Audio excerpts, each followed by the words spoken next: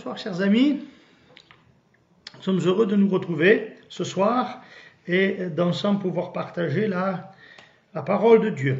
J'aimerais ce soir m'arrêter et m'intéresser avec vous sur un sujet bien précis, bien particulier, qui est celui de la prière. Et pour cela, eh bien, ensemble, nous ferons une lecture dans la lettre de Jacques, de l'apôtre Jacques, au chapitre 5 de son épître, de sa lettre, et au verset 16. Nous avons quelques versets qui nous parlent de la prière. Ici, Jacques écrit ceci: « Confessez donc vos péchés les uns aux autres, et priez les uns pour les autres, afin que vous soyez guéris. La prière fervente du juste a une grande efficace. » D'autres versions disent efficacité. Il est dit, Élie était un homme de la même nature que nous, il pria avec instance pour qu'il ne plût point, ne tomba point de pluie sur la terre pendant 3 ans et 6 mois. Puis il pria de nouveau, et le ciel donna de la pluie, la terre produisit son fruit. Amen. Bon, cette parole de l'Écriture qui est merveilleuse et qui nous dit que la prière fervente du juste a une grande efficace, une grande efficacité. La version Chouraki dit la prière fervente du juste est très puissante. Quant à la version Darby, elle dit la fervente supplication du juste peut beaucoup. La fervente supplication du juste peut beaucoup. En fait, nous nous apercevons à la lecture de la parole de Dieu, de la Bible, que celle-ci nous donne de nombreux exemples de l'efficacité de la prière fervente du juste. Que ce soit l'Ancien Testament ou le Nouveau, l'efficacité de la prière est souvent mise en évidence.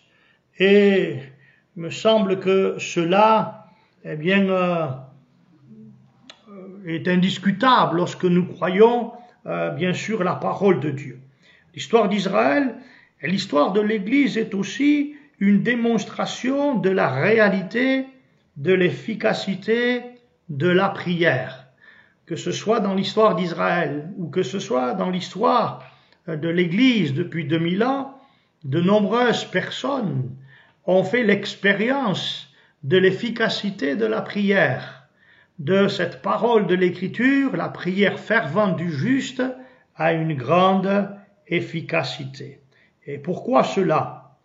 Eh bien, tout simplement parce que le Dieu vivant est vrai, le Dieu de la Bible, est celui qui répond à la prière. Dieu est en réalité celui qui exauce la prière.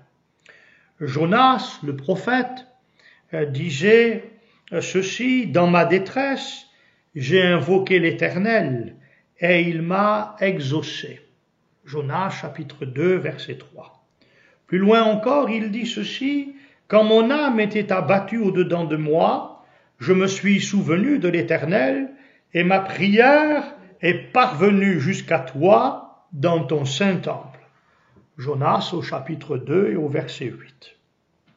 Nous avons là l'exemple d'un homme dont la prière fervente a trouvé une véritable efficacité. Dieu l'a exaucé. Nous avons encore le roi David qui, dans le psaume 34, au verset 5, dit ceci: « J'ai cherché l'Éternel et il m'a répondu. » J'ai cherché l'Éternel et il m'a répondu. Il dit encore ceci: « Il m'a délivré de toutes mes frayeurs. » Il m'a répondu et il m'a délivré de toutes mes frayeurs. Dans ce même psaume, il rajoute ceci: « Quand un malheureux crie, l'Éternel entend, et il le sauve de toutes ses détresses. » Psaume 34, verset 7. Et enfin, il poursuit, continue en disant: « Quand les justes crient, l'Éternel entend, et il les délivre de toute leur détresse. » Vous avez cela dans le psaume 34, verset 18.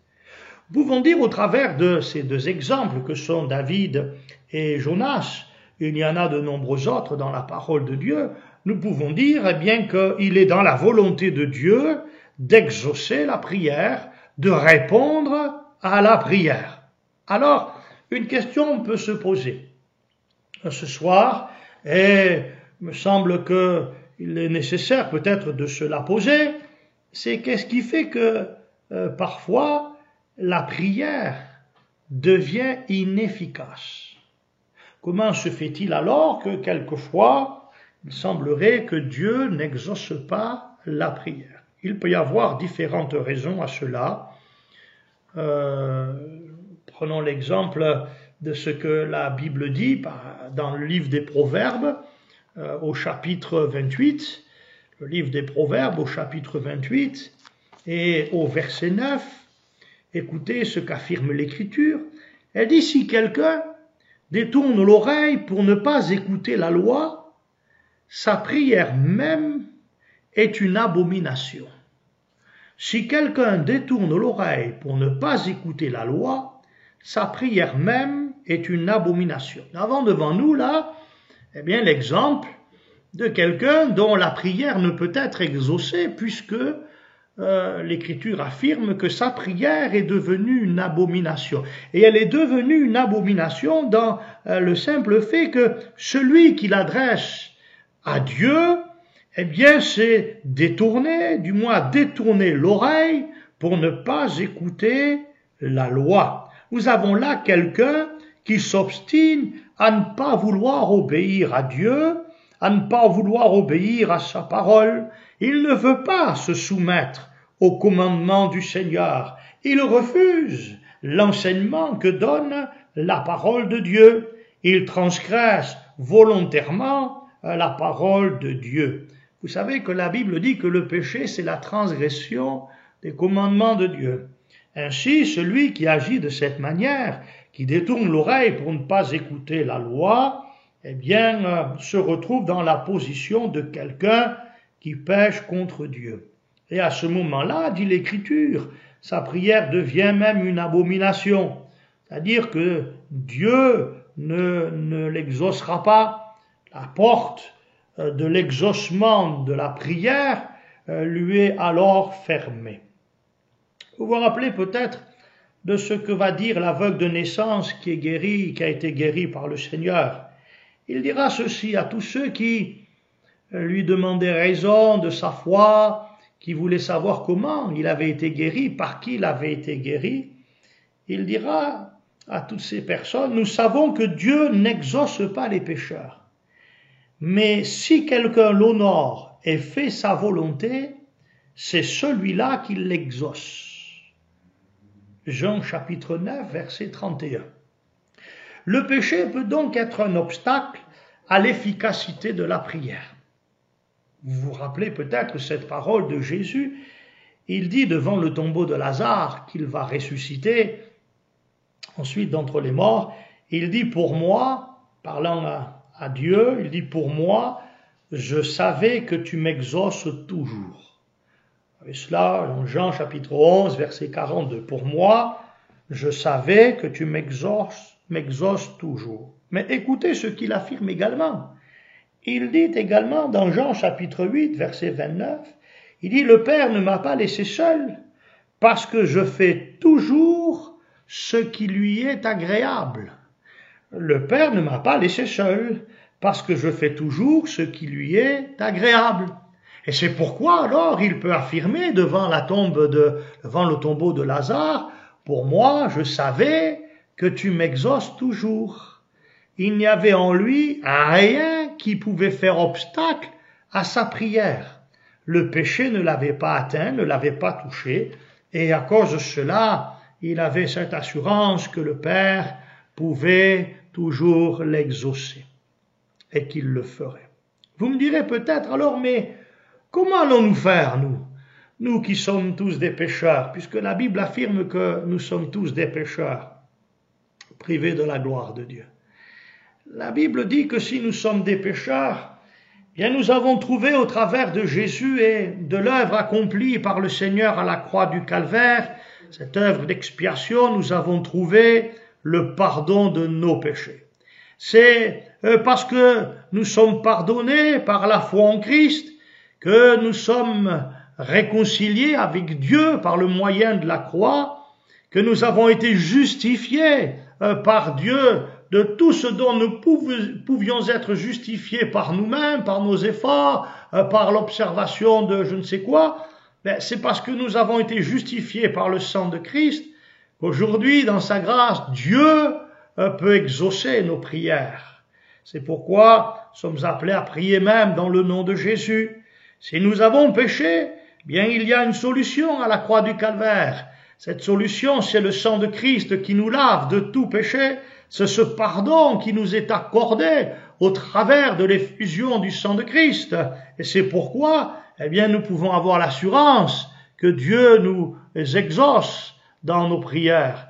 La parole de Dieu nous dit que, Dieu ne se lasse pas de nous pardonner. Si nous vivons dans le pardon de Dieu, si, quand nous péchons contre le Seigneur, nous savons aller au pied du Seigneur pour demander pardon pour nos fautes, pour nos péchés, et si nous restons fermes, dans ce pardon que Dieu nous accorde, nous restons, réellement attachés à ce pardon que Dieu nous donne, alors, nous pouvons avoir l'assurance de l'exaucement de nos prières. Que le nom du Seigneur soit béni.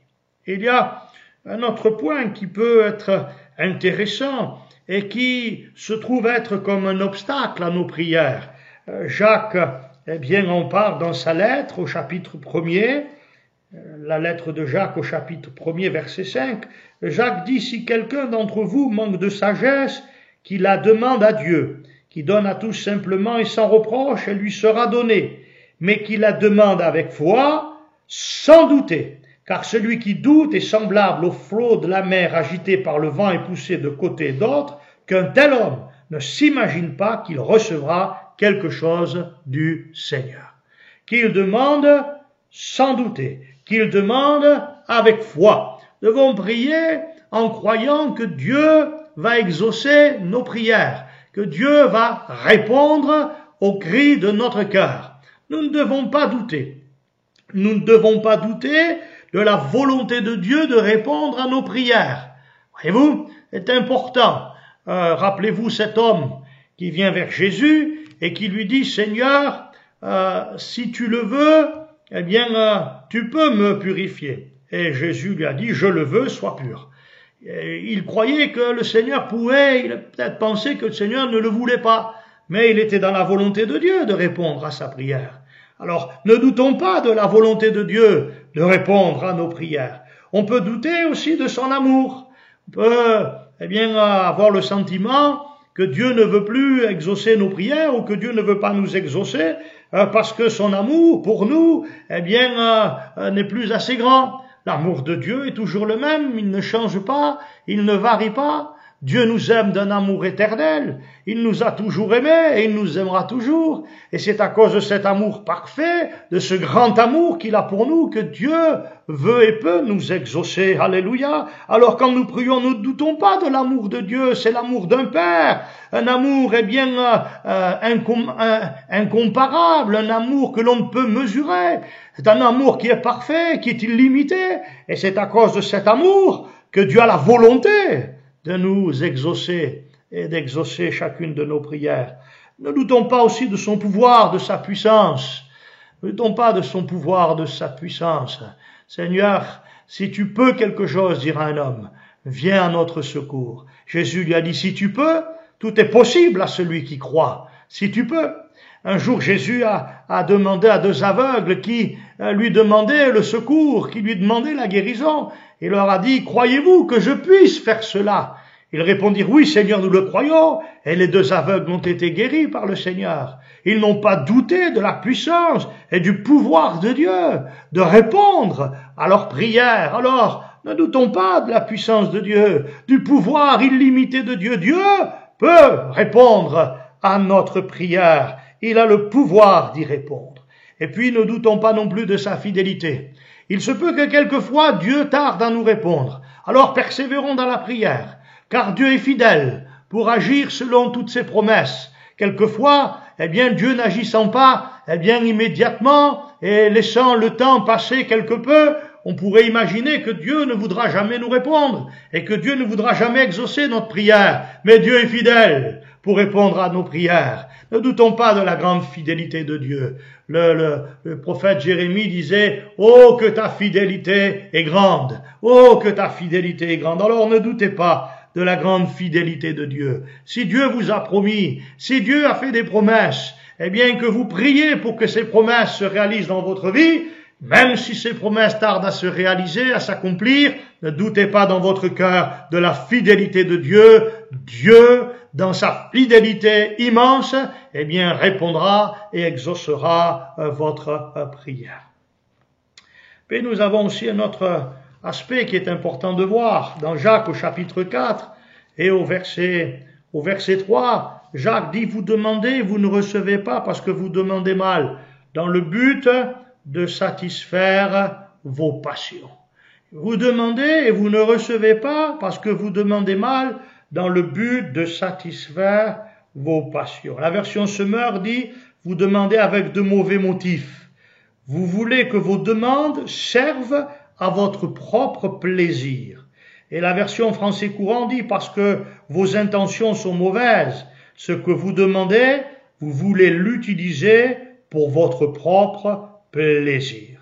On pourrait prendre l'exemple d'un homme, d'une femme qui dirait, donne-moi Seigneur une bonne situation, donne-moi de l'argent Seigneur, fais-moi réussir dans la vie, afin que je puisse profiter de la vie, de tous ces plaisirs que le monde nous offre. Ah, ça c'est prier dans le but de satisfaire ses passions, dans le but, eh bien, d'utiliser la réponse de Dieu pour notre propre plaisir. Eh bien, cette manière de prier, Dieu ne veut pas l'exaucer. Cette façon de prier, eh bien, est désagréable à Dieu. Je me souviens, il y a quelques années, visitant une brave grand-mère, et qui, eh bien, ce jour-là, m'a reçu en ayant invité une autre grand-mère qui habitait dans le même immeuble. Alors, on a commencé à parler, et j'ai essayé de rendre témoignage à cette grand-mère. Je voulais qu'elle comprenne que Dieu l'aimait, que Dieu pouvait agir dans sa vie, la sauver. Et à la fin, quand j'ai demandé si elle voulait que je prie pour elle, elle était tout contente de l'entendre dire, oui monsieur, j'aimerais que vous priez pour moi. Mais elle me dira, eh bien monsieur, si vous priez pour moi, voilà ce que j'aimerais que vous demandiez à Dieu. Elle me dira, eh bien moi, quand je vais vous quitter là tout à l'heure, je vais aller sur la promenade des Anglais, je vais aller au casino, je vais aller jouer au casino. Est-ce que vous pouvez pas demander à Dieu de me faire gagner au casino? Alors je dis, madame, moi je vais pas prier pour ça, parce que ça n'a aucune espèce d'importance. Moi, ce que je veux, c'est prier pour votre âme, pour que Dieu sauve votre âme. Alors, voyez-vous, cette femme, eh bien, elle voulait demander à Dieu quelque chose, mais dans le but de satisfaire sa passion. Et Dieu ne pouvait répondre, eh bien, à une telle prière. Nous devons prier, eh bien, dans le but de voir Dieu être glorifié, dans le but de voir le royaume de Dieu avancer, gagner du terrain, progresser, l'évangile, aller de l'avant, des âmes soient sauvées, des âmes soient libérées, des âmes soient gagnées à l'évangile. Voilà les choses pour lesquelles, eh bien, nous devons prier pour notre avancement spirituel, nos progrès spirituels, le changement de notre vie dans la sainteté, dans la piété, dans l'obéissance à la parole de Dieu, toutes ces choses, tous ces domaines, tous ces aspects de la vie chrétienne dans lesquels nous avons eh bien besoin de prier. Dieu l'entendra, cette prière, et Dieu, dans sa grâce, l'exaucera. Et puis je termine avec une dernière chose, dans Jean chapitre 5, verset 14. Jean chapitre 5, verset 14. Nous lisons ceci. Votre Jean dit, nous avons auprès de lui cette assurance que si nous demandons quelque chose selon sa volonté, il nous écoute. Et si nous savons qu'il nous écoute, quel que soit quelque chose que nous demandions, nous savons que nous possédons la chose que nous lui avons demandée. Si nous demandons quelque chose selon sa volonté, il nous écoute. Et si nous savons qu'il nous écoute, quelque chose que nous demandions, nous savons que nous possédons la chose que nous lui avons demandé. Prier selon la volonté de Dieu. Il semble évident que si nous adressons à Dieu une prière qui est à l'opposé, nous adressons à Dieu une demande qui est à l'opposé de la volonté de Dieu, il me semble évident que Dieu n'exaucera pas une telle prière. Dans l'évangile de Luc, au chapitre 9, avons un exemple frappant d'une prière que Dieu n'a pas exaucée. et qu'il n'a pas exaucé à cause de ce qu'elle était adressée, eh bien, d'une manière qui soit tout à fait contraire à la volonté de Dieu. Je lis chapitre 9, verset 51 de l'évangile de Luc. Lorsque le temps où il devait être enlevé du monde approcha, Jésus prit la résolution de se rendre à Jérusalem. Il envoya devant lui des messagers qui se mirent en route et entrèrent dans un bourg des Samaritains pour lui préparer un logement. Mais on ne le reçut pas, parce qu'il se dirigeait sur Jérusalem. Les disciples Jacques et Jean, voyant cela, dirent « Seigneur, veux-tu que nous commandions que le feu descende du ciel et les consume, comme Élie le fit ?» Jésus se tourna vers eux et les réprimanda, disant « Vous ne savez de quel esprit vous êtes animés, car le Fils de l'homme est venu non pour perdre les âmes des hommes, mais pour les sauver. Amen. » Et on dit, Seigneur, Seigneur, veux-tu que nous commandions que le feu descende du ciel et consume tous ces Samaritains? Et Jésus va leur dire, mais vous ne savez pas de quel esprit vous êtes animés. Le Fils de l'homme, il n'est pas venu pour perdre les âmes des hommes, mais il est venu pour les sauver. Ils étaient donc en train d'adresser au Seigneur une demande qui était à l'inverse de la volonté de Dieu, car la volonté de Dieu, nous pouvons le lire dans la lettre de Paul à Timothée, la volonté de Dieu, c'est que tous les hommes soient sauvés et parviennent à la connaissance de la vérité. Ces gens qui demandent à Dieu de consumer, de détruire les hommes, de les perdre, eh bien, étaient en train d'adresser à Dieu une demande contraire à la volonté de Dieu. Et bien sûr, je dirais même heureusement, que Dieu n'a pas exaucé une telle prière.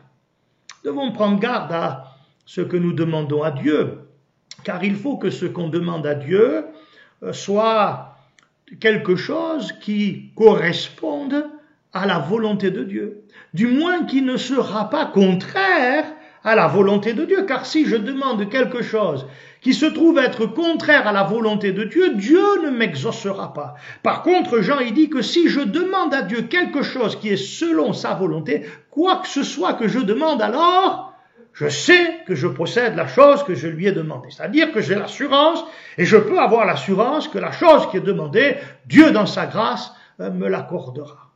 Voyez-vous, c'est là l'efficacité de la prière. L'apôtre Paul, et je termine avec cela, dira eh bien que dans sa chair, eh bien il avait là un problème. Et il dira, j'ai prié le Seigneur, j'ai prié Dieu pour que Dieu enlève eh bien cette écharde, j'ai prié le Seigneur pour que Dieu me débarrasse de cela. Mais il dit, mais ce n'était pas la volonté de Dieu de le faire. Dieu lui dira même, écoute Paul, ma grâce s'accomplit dans la faiblesse. Paul désirait que Dieu le délivre de quelque chose qui était là dans sa vie, et Dieu lui dit non, je ne te délivrerai pas de cela. Il n'était pas dans la volonté de Dieu de le débarrasser de cela, parce que cette chose qui avait été placée dans sa vie pouvait le garder de l'orgueil. Et qu'au travers de la faiblesse qui était la sienne, Dieu lui-même allait se glorifier. Ainsi, Dieu n'exaucera pas cette demande que Paul lui avait adressée. Et Dieu dira d'ailleurs que lui-même le dira d'ailleurs que son cœur, il aurait pu s'enorgueillir à cause eh bien, de ce que Dieu lui accordait, des révélations excellentes, extraordinaires. Et cela aurait pu amener chez cet homme une forme d'orgueil. Et Dieu n'a pas voulu que cet homme eh bien, soit pris par l'orgueil. Alors quand Paul a adressé cette prière à Dieu, « Seigneur, délivre-moi », il dit 3 fois, j'ai prié le Seigneur d'enlever cette chose-là. Et Paul dit, Dieu ne l'a pas fait. Parce qu'il était dans la volonté de Dieu, eh bien, de me garder dans l'humilité au travers de ce moyen, parce que Dieu n'accorde pas sa gloire à qui que ce soit. Dieu, eh bien, ne veut pas que l'homme soit glorifié. Il veut que l'homme, eh bien, puisse glorifier Dieu. Et Dieu lui dira, tu sais, Paul, dans ta faiblesse, je vais me glorifier. Que Dieu soit béni pour, eh bien, les nombreuses fois où Dieu nous a exaucés et où Dieu nous exaucera encore. Mais si ma prière est devenue véritablement inefficace, peut-être qu'il faut que je sonde un petit peu mon cœur pour voir s'il n'y a pas là des choses dans ma vie qui sont comme des obstacles à l'efficacité de la prière.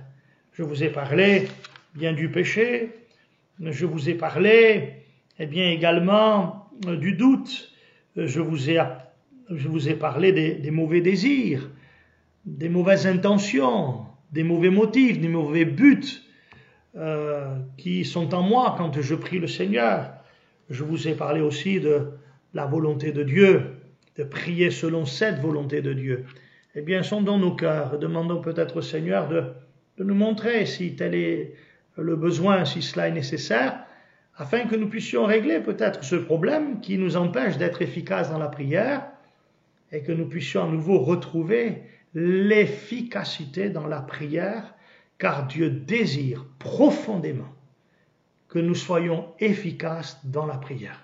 Il désire réellement, intensément, répondre à nos prières, exaucer nos prières. Alors, eh bien, ne doutons pas de son amour, de sa bonté, ne doutons pas de sa volonté de répondre à la prière, ne doutons pas de son pouvoir, de sa puissance et surtout ne doutons pas de sa fidélité. Que Dieu vous bénisse et que Dieu exauce vos prières. Amen. Dieu, nous croyons, confiants.